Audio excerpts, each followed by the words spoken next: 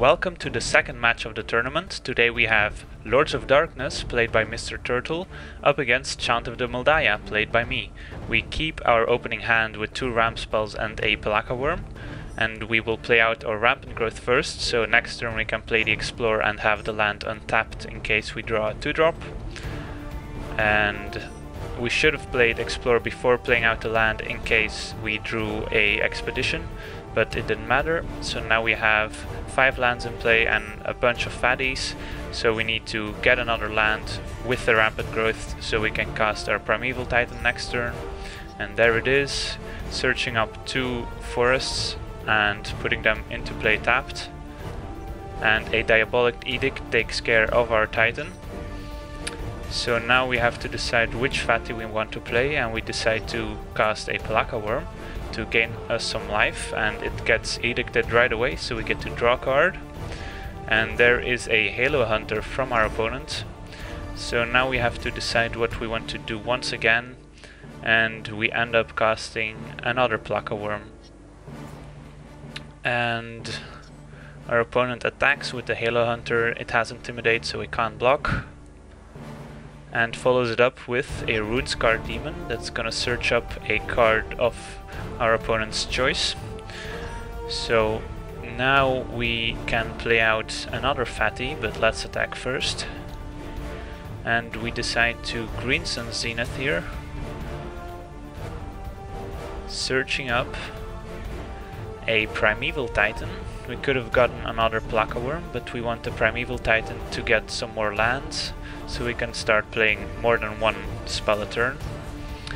Our opponent attacks with the Halo Hunter. So now we are in business. We cast our Avenger of Zendikar after playing the Expedition to try and maximize the landfall, but the Avenger gets corrupted right away with a Tendrils of Corruption. And we attack. Our Expedition is complete, and it gets us 2 more lands, but there's no landfall triggers happening. And our opponent attacks with the Halo Hunter once more, and a Corrupt will kill our Pelaka Worm and gain our opponent some life. Here we cast an Empath to search up yet another Pelaka Worm, which we will cast right away, and Harmonize to draw some cards. Our opponent attacks once more with the Halo Hunter, casts a Holler Burial to draw some cards, and a Damnation will clear the board. So now we can play 1 more fatty, and we decide to play out our Eldrazi, which gets our Avenger back, and we play some Elves to protect against Edict effects.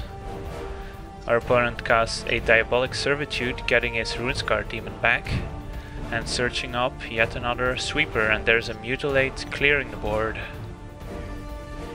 So now we are still with a handful of fatties, so we play out another Eldrazi, but our opponent draws a bunch of cards and makes an 8/8 Flying Demon token. And a Hideous End takes care of our Eldrazi. So once again we have to cast a fatty, but first an All Is Dust to clear the board. And now we cast our Primeval Titans and our Insect, again to prevent against edicts. A few frames will be skipped here, so don't be alerted, but our opponent played out an Onyx Mage that can grant Death Touch, and when we attacked he cast a removal spell on our Primeval Titan and activated Death Touch and blocked our Insect, and then eventually cast an Edict to take care of our Behemoth. And at this point we only have 1 creature left in the deck, but our opponent has a handful of removal spells, so we actually concede here and sideboard in a whole bunch of extra creatures, so we wouldn't run into this problem anymore. This means we go up to more than 60 cards in the deck, but because this is a pretty slow matchup, it won't harm the deck as much. So in the second game we keep a reasonable hand with a ramp spell on 3 and a 5-drop, and we are lucky enough to draw an Explore and have 2 elves in hand.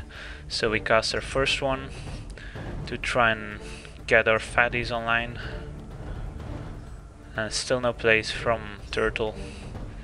So here we attack first and then play out our Behemoth, which is still a 4/4. A Burial is gonna draw some cards and go up to 8, so he's gonna have to discard. And now we play out an Elf and a Rampant Growth, so our Behemoth becomes an 8/8, but it gets removed right away. And a Harmonize will draw some cards and find us another Behemoth. A Mutilate and Diabolic Edict clears the board. And now we cast a Artisan, which gets our Behemoth back. But a Reaver Demon is gonna clear the board. And now we have a Terrastodon that's gonna destroy 3 of our lands to make 3 Elephant tokens, again to protect against edicts. A Harvester of Souls with Death Touch joins the battlefield, and before attacking an edict hits us, so we don't have any very good attacks left, so we eventually decide to not attack and pass a turn. Our opponent casts an Onyx Mage and a Harrowing Journey to draw some more cards and go to a very low life total. And now we will attack with the Terrastodon, now that the Onyx Mage can't activate, and it will be traded with the Harvester of Souls, and a Pelakka Worm will join the fun. A Diabolic Servitude gets back the Harvester, the Demon attacks, and we have some decisions to make here and eventually decide to attack with everyone, but a Tendrils of Corruption takes care of the Pelakka Worm and gains our opponent some more life, and all this does is gonna clean up the mass. So now we are left once again with a bunch of fatties in hand, but no pressure on the board, and a Halo Hunter from our opponent is gonna start putting a clock on us. So another Artisan gets back a Pelakka Worm, but the Pelakka Worm gets edicted before the Artisan hits the battlefield, and a Bloodgift Demon enters the battlefield, and the Hideous Ant takes care of the Artisan. The Halo Hunter gets in, and now we have a window to resolve our Avenger of Zendikar and trigger landfall, so that's what we do here. The Demon draws him a card, and he attacks with everyone, all evasive, and the Reaver Demon is gonna resolve and clear the board, and now we are left with no answers.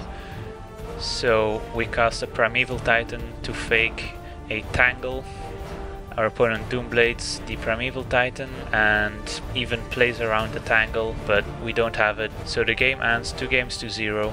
Lords of Darkness will advance to the next round facing Deadwalkers in what will be a very awkward first game in the Mono Black Mirror, and unfortunately Chant of the Mul Daya is eliminated from the tournament.